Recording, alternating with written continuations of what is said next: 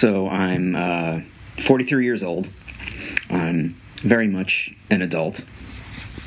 And it's Sunday right now, and I got home last night, and I said, oh, well, let me watch a movie. I've been wanting to watch Hereditary for a while. And I said, well, why not tonight? So it was like maybe a little bit after midnight.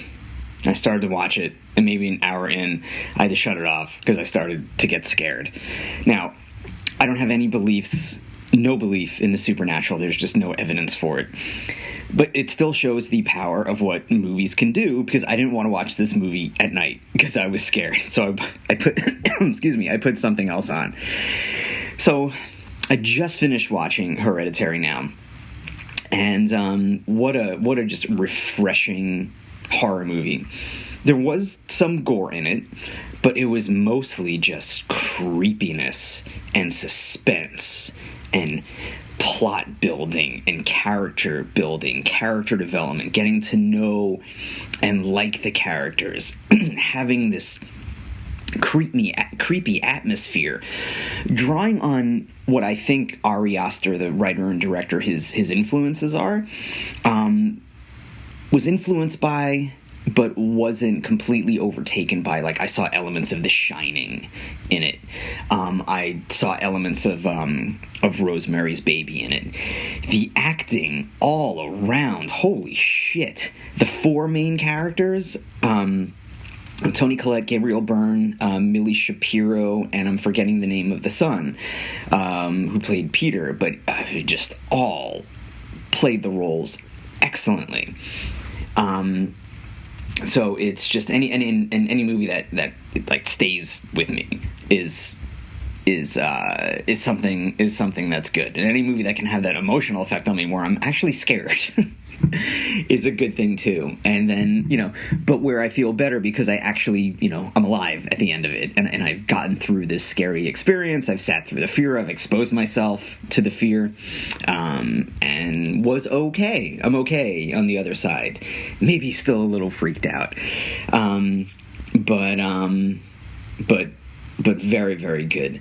I am going to nitpick a little bit regarding some plot points. They did mention, well, just, call the police. Oh, the police not going to do anything. Like, if I was the husband, I'd be like, yeah, let me try to consult some medical professionals, especially after the traumatic event where Peter accidentally killed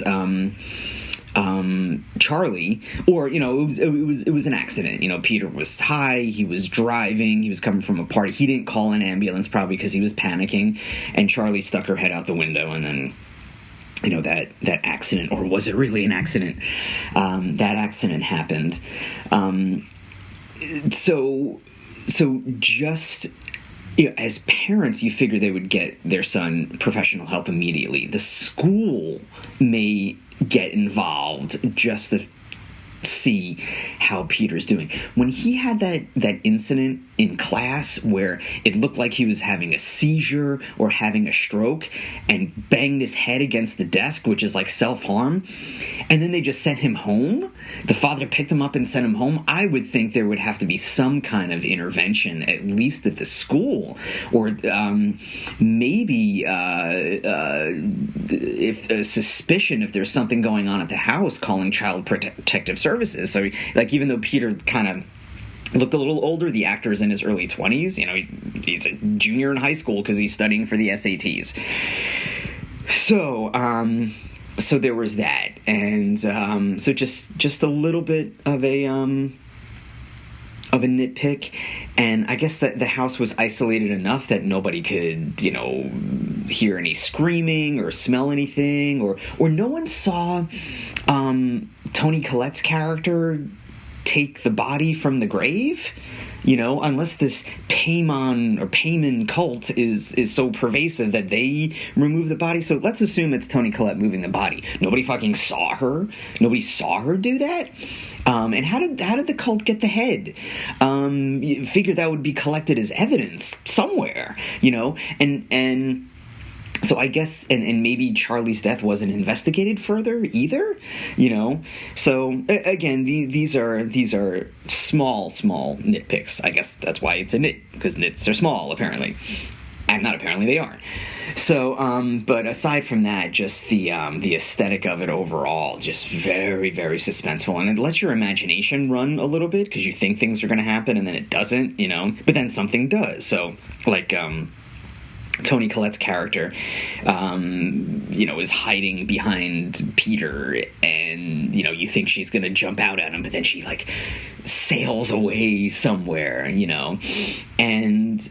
and I thought, and there was a little bit of a twist where I thought Charlie might have been, the avenging spirit, that she was going to help right things, the wrong that her grandmother did. But then you found out that, this was all planned by the grandmother and the cult, just to get some riches and power. Oh, my God. Bringing the demon to Earth just to have control and power. Man, what are these people thinking? Who would have thought that people would want something like that? So, and then how are they going to dispose of the grandmother's body and of Toni Collette's body? They must be such really good at hiding these terrible, terrible crimes. So, and I did want the movie to continue a little more, and this is where, so I'm doing a spoiler alert for Rosemary's Baby. If you didn't see Rosemary's Baby, don't listen to it. But at the end of Rosemary's Baby, this was like a direct influence where they said, "Hail Paimon, Hail Paimon." At the end of Rosemary's Baby, they say, "Hail Satan, Hail Satan." So it's a similar ending and storytelling. And, as far as the pace goes and as far as the aesthetic, it was very, very much like Rosemary's Baby. And I read a brief review of Ari Aster's biography, and Rosemary's Baby was one of his influences. I remember watching Rosemary's Baby in high school, and I thought it was okay. I thought it was all right. I wasn't really blown away by it. I guess the ending was a little scary, but most of the movie was, it seemed like it had direction, and it was definitely moving somewhere. But as far as scary, it wasn't that scary. Probably not until the end. So. But yeah, overall, just really freaky, and I'm glad I didn't watch this tonight. And I read that Ari Aster did Midsommar, and watching the trailer of Midsommar, I wanted to see it. I didn't have a chance to see it, so I plan to watch it, when it comes on one of the streaming services. And that will probably freak me out as well, because the trailer seemed kind of freaky. So, but yeah, good stuff. And I look forward to more of Ari Aster's work. Very, very talented, and just kudos to Toni Collette especially. Just the fucking faces that she made. Oh my God. And I don't think Toni Collette's been in a horror movie. I've been a fan of Toni Collette since watching her in Velvet Goldmine, and she was just great in that, and she's just great in everything else that I've seen her in. So, and Gabriel Byrne, I've always liked. I'm just no matter what he's in, I just feel comfortable that he's in it, even if he's playing a bad guy. He's like, oh, Gabriel Byrne, cool. I guess he has that comforting voice. I don't know. But I felt terrible for his character. I guess if I was him, though, I'd be like, okay, that's it. Police, medical attention, out. I've had enough of this. Just too much tragedy, too much of this crap going on.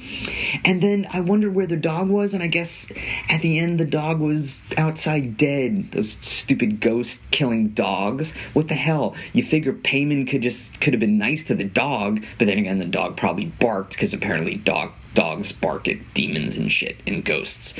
So... But it would be interesting to see where the sequel goes now that there's a demon on Earth doing a bunch of things. But I guess you can watch The Omen for that and see what could happen when demons start to go. So I read a little bit on Paimon, and apparently he's I guess a king of hell, but lesser than Satan. I guess Satan was too high in the totem pole to bring back to Earth, so they have one of his underlings. So, probably not a low-level boss of hell, relatively high. I guess one of the top 8. So I guess if you're going to have a demon, why would he want to be on Earth anyway? I don't know. I guess he was tired of hell, because hell probably sucks. So anyway, really, really good. Really good, really creepy, really scary. I was thinking of my friend Erin, who I saw many years ago when The Conjuring first came out. I remember I said to her, I said, well, do you want to see... You want to see a movie tonight? I was thinking of seeing The Conjuring, and I had a feeling that she would say no, but I figured I'd ask her anyway because she doesn't like those kind of movies. And she said, no, I want to see it. I said, are you sure? She goes, yes. I go, well, I know I asked, but I figured you'd be scared, and well, I don't even know why I asked. Forget that I asked. She goes, no, fuck you, I'm going to go see it. So I said, okay. So we go see it, and, first 45 minutes of The Conjuring was very intense. The last was, left a lot to be desired, but those first 45 minutes, she was screaming at me and cursing at me. Why did you take me here? Because she was freaked out. So Hereditary is definitely scarier than The Conjuring, so I recommend that she does not watch it, because she will kill me if she does, and hopefully not use my body as a host for the demon Paimon. Right. So, anyway, that was a nice digression. So, alright, I think that's it. So, if you want to find me on Twitter, you can find me at MMAM Podcast. If you want to find me on Facebook, you can find me at MMAM Podcast. If you want to email me, feel free to email me at mmampodcast@gmail.com. All right, everybody, have a good one. Bye.